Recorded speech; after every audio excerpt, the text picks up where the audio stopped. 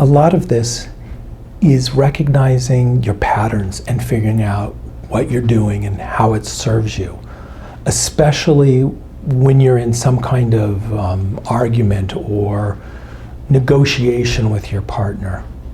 Like one thing I see a lot is a strategy that people have, or a habit, where you'll say something to your partner like, you do this thing, and you do this a lot, or you always do this thing. And then you will come up with examples of your point. You know, last week we were late because you weren't ready.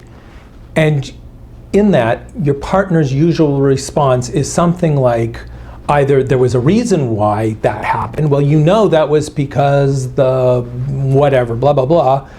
And then you'll come up with another example to try to prove your point, and they'll have another reason why, or they'll counter with, oh yeah, well, what you say, I do that, well, you did that very same thing that time 3 weeks ago when this happened. And then you're saying, well, I did that because of this. And all of a sudden you guys realize that you've gone, I don't know how much time, but whatever the original point was has gone so far aside, because you're talking about 6 levels into, well, I did that because of this, and you did this because of that, and oh yeah.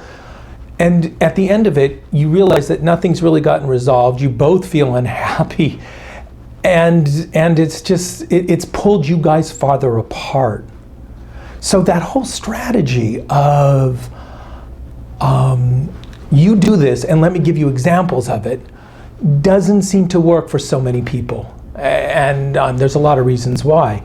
But if that's not working, then the work you do in here is figuring out what works for you, what works for your partner, and what brings that conversation to some place that will ultimately leave you feeling heard, leave your partner understanding and also feeling heard, and hopefully have your needs met and have you guys feel closer together and more connected.